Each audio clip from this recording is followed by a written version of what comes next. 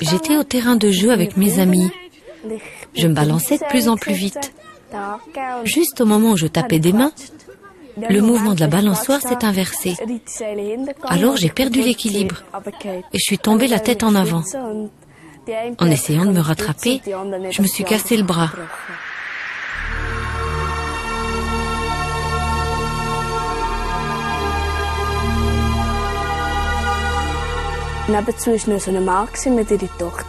Un monsieur qui était venu avec sa fille m'a vu tomber.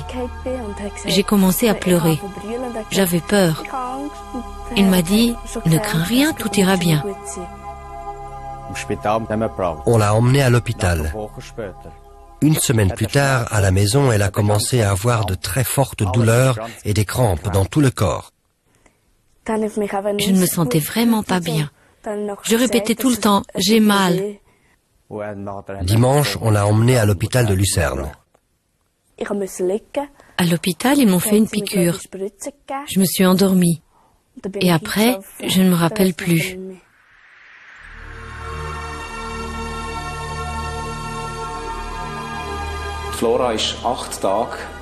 Flora est arrivée chez nous 8 jours après les premiers soins parce que les douleurs au bras avaient augmenté.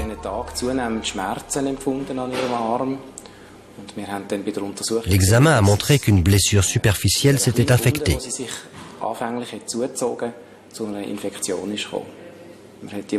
Nous l'avons nettoyé, puis nous avons restabilisé le bras cassé.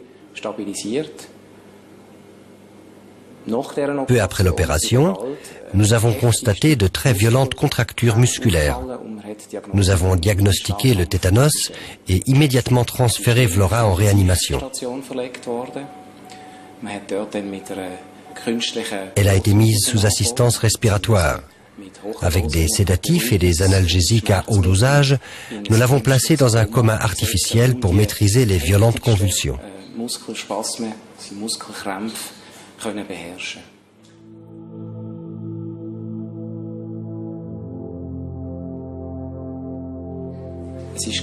À ce moment, la tension artérielle de Flora était extrêmement instable. C'est une complication typique du tétanos. Il a fallu combiner plusieurs médicaments pour contrôler ces variations.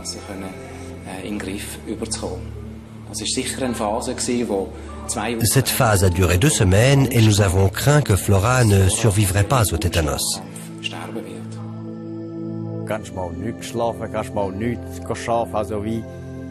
Je ne pouvais plus dormir, plus travailler. Je n'avais envie de rien. On pensait tout le temps à Flora, mais on ne pouvait rien faire pour elle et ça, c'est vraiment dur.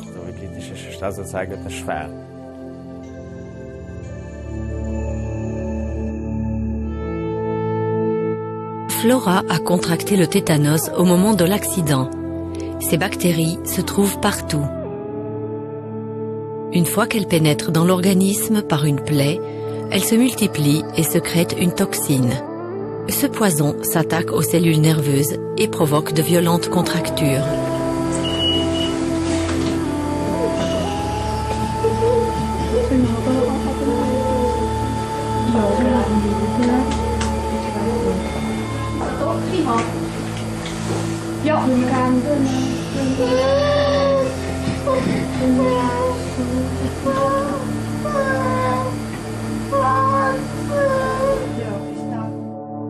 Les premiers symptômes se manifestent au bout de 7 à 21 jours. D'abord, la personne infectée a du mal à ouvrir la bouche. Ensuite, les muscles du visage se crispent. Puis, ceux de l'œsophage et de la respiration commencent à se contracter. Pour écarter le risque d'asphyxie, il faut mettre le patient sous assistance respiratoire jusqu'à ce que l'effet de la toxine s'estompe, après plusieurs semaines.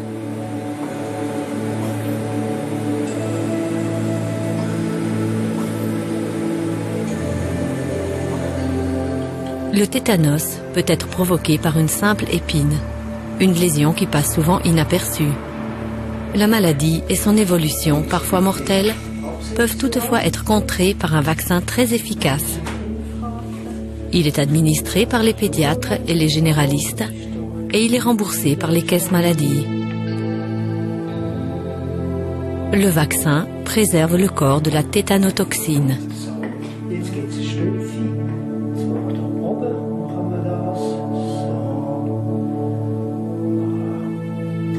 Il devrait être injecté très tôt au nourrisson, de préférence à 2 mois. En effet, les anticorps transmis par la mère diminuent très vite après la naissance. Pendant la scolarité de l'enfant, il faut faire 2 rappels à 5 ans d'intervalle. Chez les adultes, le rappel se fait tous les 10 ans. Le vaccin provoque assez souvent des réactions locales inoffensives. Par exemple, des douleurs et des enflures à l'endroit de la piqûre. Les réactions allergiques sont extrêmement rares et peuvent être traitées. Grâce à une bonne couverture vaccinale au sein de la population, les cas de tétanos sont rares en Suisse. De nombreuses lacunes sont toutefois constatées chez les femmes et les personnes âgées.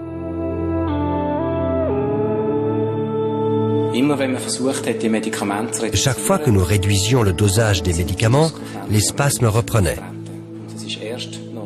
Ce n'est qu'après 36 jours que nous avons pu enlever l'appareil respiratoire. 4 jours après, Flora a enfin pu retourner au service médical. La longue maladie l'avait beaucoup affaiblie. Par un programme de rééducation intensif, elle a réappris à marcher et à se nourrir. Elle a aussi dû réapprendre le moindre geste du quotidien.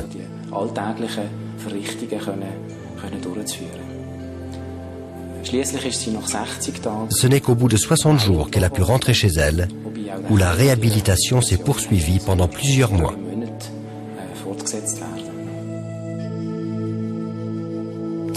Pendant toutes ces semaines, j'allais très mal à cause de l'état de Flora. 2 fois par jour, je lui rendais visite à Lucerne. J'étais très triste. Si on l'avait fait vacciner, ça ne serait pas arrivé. Il faut absolument que chaque enfant soit vacciné. Si chaque enfant est vacciné, il y a moins de risques.